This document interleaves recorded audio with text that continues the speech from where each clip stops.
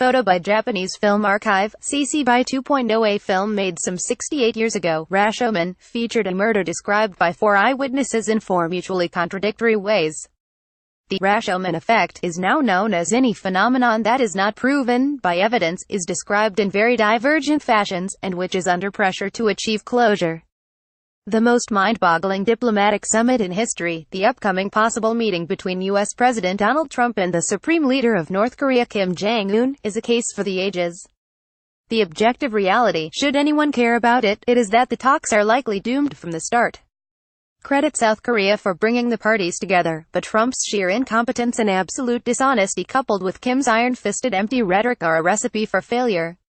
In negotiation there is a rule: trust is built when you make and keep agreements. Trump has a long history of contempt for honoring agreements. He has promised to renegotiate our debt, NAFTA, the Iran deal, and even his newborn steel and aluminum tariffs. He is a famous deadbeat. Hundreds have sued him for non-payment, and headlines this week are with the sordid details of his unsigned non-disclosure agreement over an affair he had with a star months after his son Barron was born. I don't know what his vows to Melania were. He lied to his constituents 2,000 times in his first 355 days in office. Simply put, Trump cannot be trusted. Kim also has a noteworthy history of dishonesty. Defectors lament the Kim family has never been honest to anyone. Kim's human rights violations and brutality are well documented, and the cruelty of his gulags reads like a villain in Tolkien novel. His answer to high death rates in prison camps: just don't record them.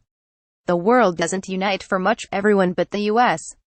under Trump is in on the Paris Accord.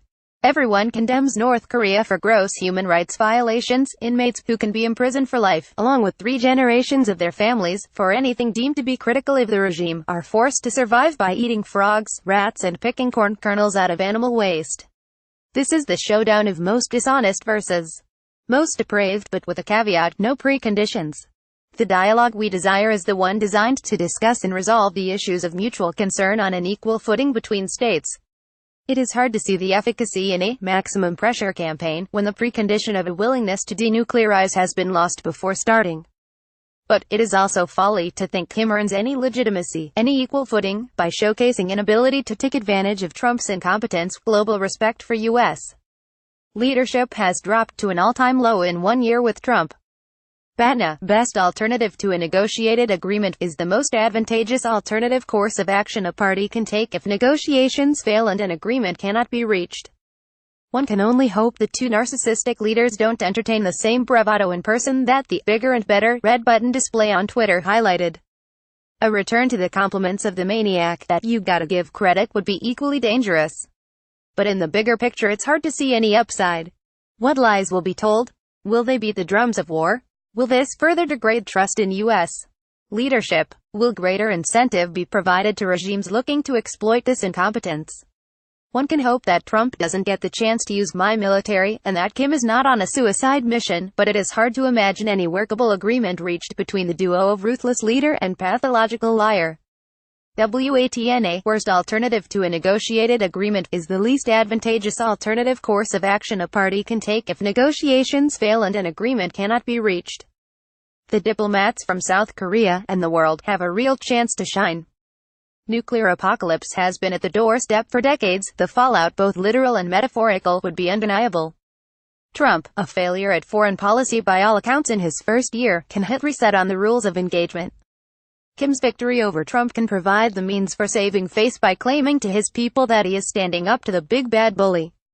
Without pointing out his failure, everyone can pander to Trump's ego, and thank him for creating the opening. There is a policy: we do not negotiate with terrorists. The belief is that such a policy would reduce the incentive terrorists otherwise have. The truth is that we negotiate with terrorists all the time as a tactical exchange and for strategic purposes. Kim Jong-un is such a person, his crimes against humanity too many to list. If Trump can broker a deal, I'll be a champion for his achievement, but his oafishness to date does not augur well.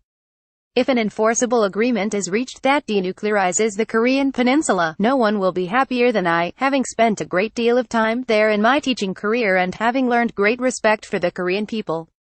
But I confess my trust in Trump and Kim is at the earned and observed level of 0.